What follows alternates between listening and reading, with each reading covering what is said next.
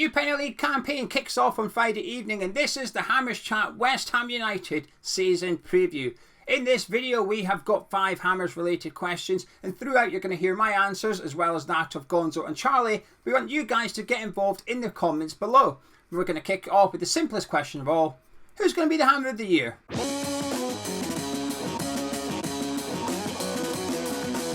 My Hammer of the Year will be Jarrod Bowen. I think the tap-in is Declan Rice, because he's just getting better and better.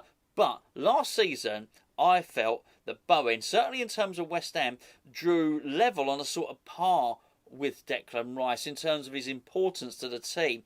And certainly when you look around the rest of the Premier League, there's been times during the past season when Jarrod Bowen was certainly comparable with any of the really good attacking midfielders, attacking wide players, attacking forwards. Attacking forwards? They're all attacking forwards, aren't they, really? But he was up there. I think he's just getting better and better and better. One of the real success stories of David Moyes' reign, I think Jarrod Bowen will be Hammer of the Year. When it comes to Hammer of the Year, I think it would be a fool's errand not to say Declan Rice. When it comes down to voting, it will always be, as long as he's here, Declan Rice. And to be honest with you, I think that might be the case in terms of performances as well. When you look at the potential formation shifts, when you look at how important this season will be in terms of fighting on all fronts, now we're in 4 separate trophies with the League Cup, the FA Cup and the Europa Conference League, where we really genuinely could go all the way to the final in. Having a captain that leads the team from the position he does is a massive deal, and I think that will put him in good stead, because we know when the pressure is on that he delivers. We know that when he has to step up and lead, he can do that, and I think that will only stand him in good stead, even though I think he would win it by a landslide anyway, because votes.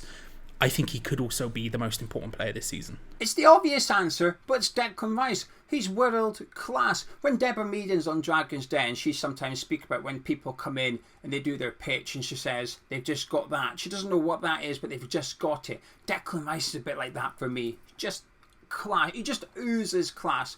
Towards the end of last season, I thought Jarrod Bowen was fast becoming our most important player. Rice remained the best player, but Bowen was probably becoming the most crucial one. Without him, we probably didn't really have much hope of scoring too many goals in a game. But with the arrival of Scamacca, that will hopefully take the pressure off Bowen a little bit. But I just think Jarrod will do well to replicate the performances and numbers that he produced last season. Whereas with Declan Rice, I actually expect him to take it up another level yet. We've obviously purchased Flynn Downs, we're looking at purchasing Amadou Onana.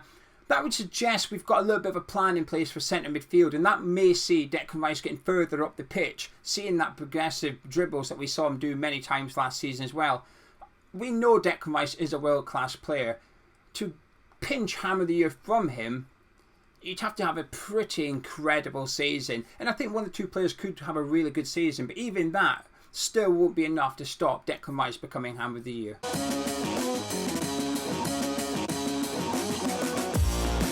I think it's going to be a big season for Said Benrahma. We know he can deliver. If you look at the numbers, he delivers. But obviously there is something there that Moyes just isn't super keen on. Whether it's defensive work rate, whether it's attitude, whatever it might be, I'm not sure. I think this is the season where he could step up from being someone who's a squad to someone who's actually being really vital for the first team. Transfer rumours keep coming up about left wingers, people who could potentially play in that left wing slot. But the fact that whenever someone like Filip Kostic is mentioned, for example, they're always talking about at left back, shows that potentially there is room for someone to grab that opportunity. And I think it could be him. He does get goals, he does get assists, he does create chances, he does everything that you would want from someone in that position. It's just a case of, can he put it all together for an entire season? And I think this one is the one for Said Benrahma. I think it's going to be quite a big season for Michail Antonio, actually, because Scamacca's obviously arrived. That's going to put his position under threat. But I think it'll benefit him.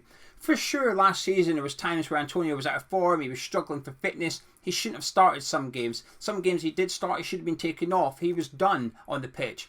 But there was nobody to bring on. And that wasn't Michail's fault. That was down to David Moyes. That was down to the board of West Ham United. But yet, when he was still on the pitch, he still gave 100%. Creativity, statistically last season, Antonio and Kane were miles ahead of any of the other strikers, and to some extent that was a bit of a problem. Antonio would be out wide, pulling defenders out wide, getting the crosses in, but there's no one there to take advantage of it. And the only player that did take advantage of the way Antonio plays was Jarrod Bowen. I would argue that Bowen wouldn't have been able to produce the performances and numbers he did last season without Antonio playing the way he did. Now, obviously, with the arrival of Scamacca, you'd expect Antonio to have less minutes, but I think that'll actually benefit him a lot more in the long term. Can you imagine the situation where Scamacca starts the game, and for the last half hour we bring on a fit and fresh Michail Antonio? That is really, really attractive things to me. If Antonio starts and he knows he can give it 100% from the start because it gets taken off an hour mark for Scamacca, that's fine. I think the arrival of Gianluca is really going to benefit Michail Antonio, and I'm looking forward to seeing what Moyes can do with both of them on the pitch potentially at some times as well. I'm expecting big things from him next season. This season is a big season for Thomas Souček, and I'll explain why. During his first season, first 18 months, he was absolutely sensational. Now, it doesn't matter whether you feel that last season it's because of David Moyes or it's because Souček himself was fatigued from playing too many games, both domestically and international football. Whatever the circumstance, whatever the mitigation, it is clear that he wasn't as good as the first 18 months. Really big season for him. If he replicates last season, I can see him being off. If he replicates his first 18 months, then we have got a top goal-scoring midfielder on our hands again.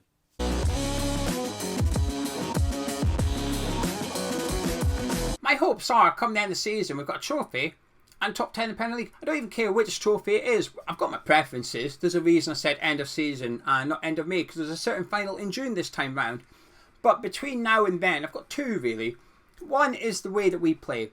The second half of last season, from Christmas onwards, I felt it was a little bit flat, a little bit stale. Teams had sussed out how to play against us, and we just struggled to play. We struggled to break teams down, and one week we'd play a certain way, it wouldn't work. The next week we'd play the same way, it still wouldn't work. And the third, you know where I'm getting at. I just want to see a bit more variety, a bit more creativity, a bit more of an idea how to break down them traditional low block sides that we struggled with last season. And second of all, which sort of feeds into it a little bit, is the success of transfers. Because last summer we brought in 4 players. Areola, I'd say that's a success. Kral wasn't a success. Vlasic wasn't a success. And then Kurtzuma, I would say that. But that's a 50% rating. Under Pellegrini, we splashed the cash. Didn't quite work out.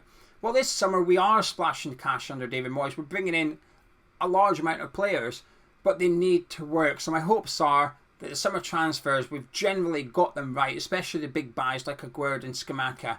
And that we play just a little bit better football, a little bit more creativity, which will hopefully yield some more goals, some more points, some more entertainment, and that trophy at the end of the season. My hopes for the season are a cup run. They really are. I've got to be honest. I think a top 4 attempt is unrealistic. I don't think we shouldn't go for it. I really do. As they say, aim for the stars and you might reach the moon and all that. But I do think it's going to be a big ask. And I do think sometimes might be worth surrendering a bit of glory in a cup if you're going to get into the Champions League. I don't think we will. So if we're just sort of going to be getting European places, we might as well try and win a trophy. It's been a long time. And quite frankly, I'm worrying I'll see one before I pop me clogs. So come on, West Ham, let's get a trophy. My big hope for the season is that we just continue to perform at the levels we have been. I was critical that first season where I felt like, do you know what, we rode our luck. We managed to get into the Europa League, that was great, but I felt like we rode our luck a little bit at times. And then last season, I still continued to feel that way. I was like, do you know what? We're still flying really high, but I feel like there's just not having a plan B, bad substitution, all these things just made me think, is this going to last? Is this going to last? I think I'm starting to come around to the idea that yes, it probably will last, and my hope for the season is that that continues to be the case. I'm not sitting here expecting us to win the Premier League or to win a quadruple or any madness like that, but just that we continue to feel at the end of the season that yeah, we did put our best foot forward, and yes, we didn't fail completely. We aren't the team that crumble. We just continue to do our thing, because as long as we keep doing that, then maybe it actually wasn't luck after all. Maybe we are just genuinely that good.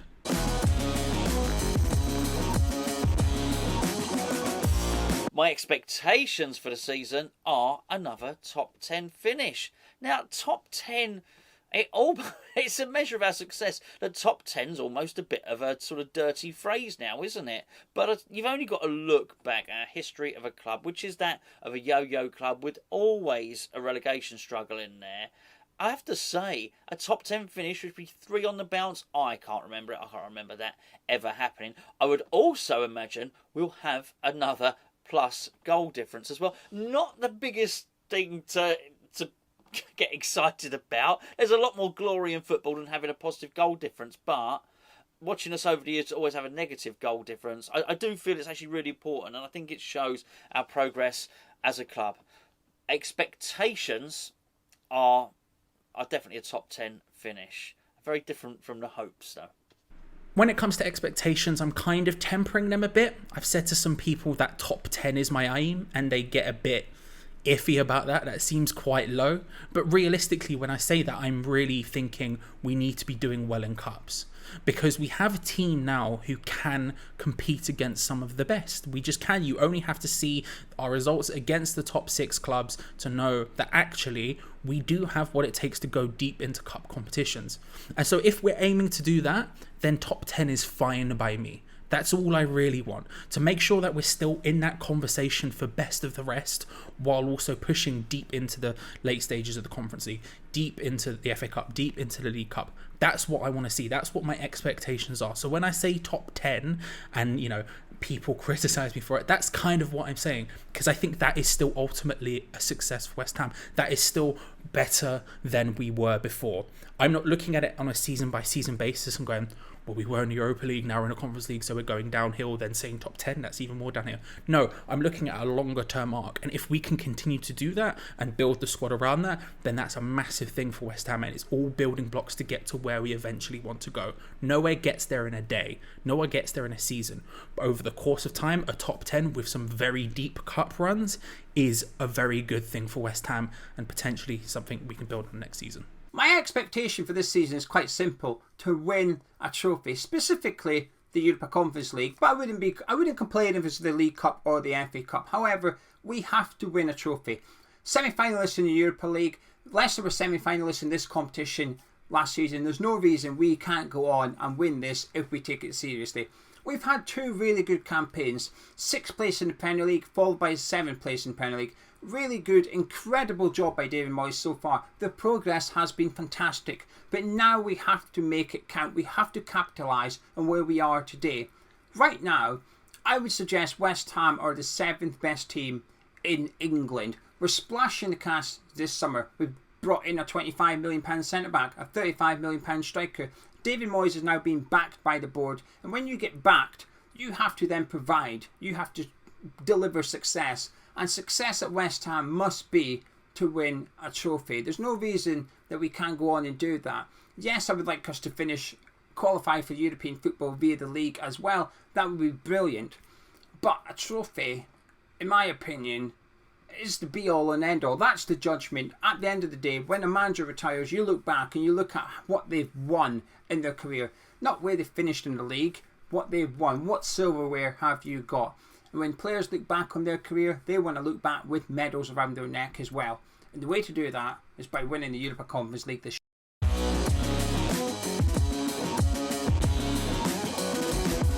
If I had a magic wand, it would be to get a plan B. Wave it, get a plan B in action, because I think that's one of the big things we're missing. There are so many times where we go up against a team that we all feel like we should beat. We talk about it on the watch-alongs, the live chat, we're saying, right, I'm confident this is a team we should beat, and then not only do we not beat them, but we really struggle, and sometimes they roll us over. And it's not something that should be happening. It feels weird that we can take on some of the biggest teams and really give them a game. I'm thinking about Manchester City in the Cup, for example, and yet that we can go up against lesser teams and just look like we don't even know how to play football. And when I say plan B, I look at it now and I think, actually, I might not need to wave a magic wand. We have people like Skamaka and Vlasic, for example, who I look at and I can see a plan B. I can see these 2 players who could work well off each other and could form a really good, exciting partnership that could be a plan B. There's lots of little bits and pieces that could come together in one beautiful thing, and I'm hoping that that's what it is this season. I hope that, we come in and we go, bang, that is the plan B, because then all of a sudden when we go up against teams who, let's be honest, will sit deep and defend against us, I won't go, I am expecting a 0-0 draw, if anything, a 1-0 win to them. No, we can go at them, we can take them, and that's about taking that step up to the next level. Will it happen? Not got much faith in it, but that's what Magic Wands are for. Who needs faith when you got Magic? Do you know what I mean? That David Moyes uses his bench. There was two things I felt held us back last season from kicking on and possibly winning the Europa League or qualifying for the Europa League last season. And that was the lack of activity in the January transfer window. However, we're doing it now in the summer transfer window. Fine, we've changed our transfer strategy. That's good. But the other thing was David Moyes' reluctance to use his bench. Now, I know people will say, well, it's because he doesn't trust the players on the bench. Well, we probably shouldn't have brought in Alex Kral. However, if I accept that, that's fine. I accept that. But then now he's bringing in his players this summer. That excuse is no longer applicable next season.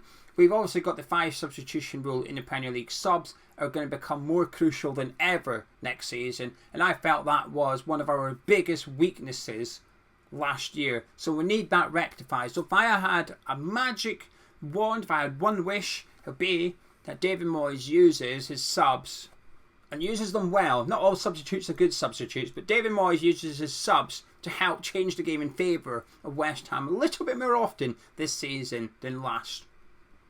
If I had a magic wand, well, I do have a magic wand actually. It just doesn't work. It was in sort of like a little gift set. There's nothing magic about it at all. But if I had a working magic wand like a Harry Potter one, I would wave that wand at side Ben. That's a ratchet. It's not even a wand. I would wave that wand at side Ben Rama. I'll tell you what I would do. I would make him replicate the skills he shows on the training pitch, that he shows in the warm-up, that he shows when you watch those little Trixie Neat YouTube videos, not this Trixie Neat YouTube videos, you know, the ones where it showcases the player's skills. I'd get him to do that. That side Ben Rama is one of the most skillful players I've ever seen.